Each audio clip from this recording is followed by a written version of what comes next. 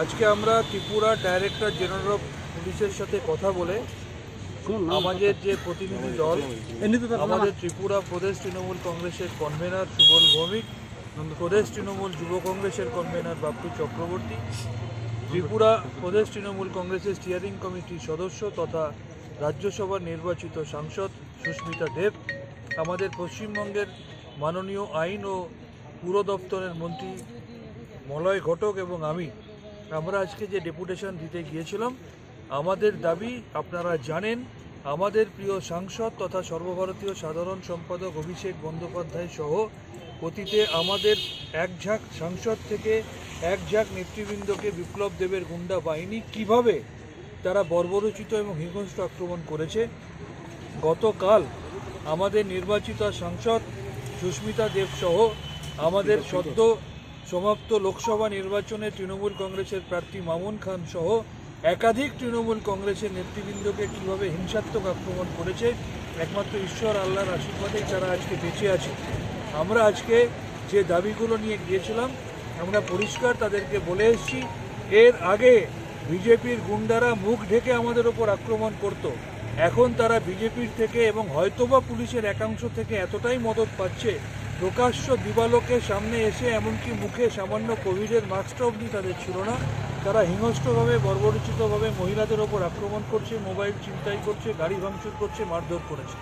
এবং এই ধরনের গুন্ডাদের যাদের সোশ্যাল মিডিয়ার মধ্যে দিয়ে দেখা যাচ্ছে, সাধারণ পাবলিক চিহ্নিত করতে পারছে, তাদেরকে পুলিশের পক্ষে খুঁজে পাওয়াটা কোনো বড় কথা নয়। তাই আজকে আমরা এই চিঠির সাথে সাথে পেন ড্রাইভ দিয়েও সমস্ত ঘটনার বিবরণ দিয়ে এসেছি এবং আমরা দাবি করেছি যে আগামী 12 ঘন্টার মধ্যে দুষ্কৃতীদের বিরুদ্ধে যদি যথাযথ পদক্ষেপ না নেওয়া হয় তাহলে তৃণমূল কংগ্রেস বৃহত্তর আন্দোলনের পথে যাবে।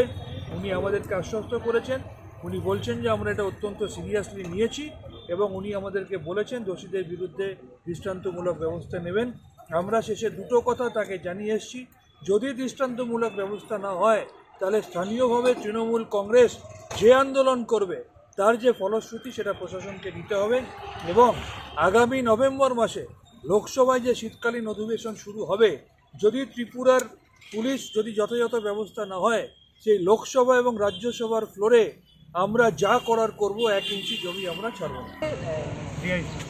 ডিআইজির সঙ্গে দেখা করতে গেছিলাম। We met the ADG, right? We met the ADG, DIG mister Darlow. প্রথম কথা, আমরা স্পষ্টভাবে বলে দিয়েছি কারা এই ঘটনাতে জড়িত ছিল তাদের নাম সহ আমরা একটা চিঠি দিয়েছি, যেটা এফআইআর হিসাবে ট্রিট করা হোক। এছাড়া কালকে আমরা আমতলী থানাতেও লিখিতভাবে দিয়েছি, আমরা ভিডিও দিয়েছি। এই ভিডিওটা স্লো করে দেখলে পরিষ্কার দেখা যাচ্ছে কারা এটার মধ্যে জড়িত। ওদের মুখে কোনো রকমের মাস্ক নেই, কাপড় নেই, আই উইটনেস রয়েছে, আমরা আই উইটনেসদের নাম দিয়েছি। আমরা যে দাবিটা করছি এটা প্রত্যেক নাগরিকের অধিকার। এটা তৃণমূল কংগ্রেসের উপরে অ্যাট্যাক হয়েছে, আক্রমণ হয়েছে, কিন্তু প্রত্যেক সাধারণ নাগরিকের যে অধিকারটা থাকে সেই অধিকারটাই আমরা চাইছি যে অ্যারেস্ট হোক, অ্যাকশন হোক। আজকে একটা দলের সরকার আছে, কালকে আরেকটা দলের সরকার থাকতে পারে, কিন্তু পুলিশ প্রশাসনকে কোনো দলের কর্মী বা দলের নেতাকে প্রোটেকশন দেওয়ার কোনো মানে হয় না। আপনারা বলতে পারেন যে এই কথাটা আমি কেন বলছি। আমাদের নেতা অভিষেক বন্দ্যোপাধ্যায় বেশ কয়েকদিন আগে যখন এসেছিলেন, ওনার উপরে আক্রমণ হয়েছিল, আজ পর্যন্ত কোনো অ্যারেস্ট হয়নি। এইভাবে যদি ত্রিপুরার পুলিশ প্রশাসন চলে তবে আমরা পৌরসভার নির্বাচন এবং আগামী বিধানসভার নির্বাচনে কি আশা করতে পারি?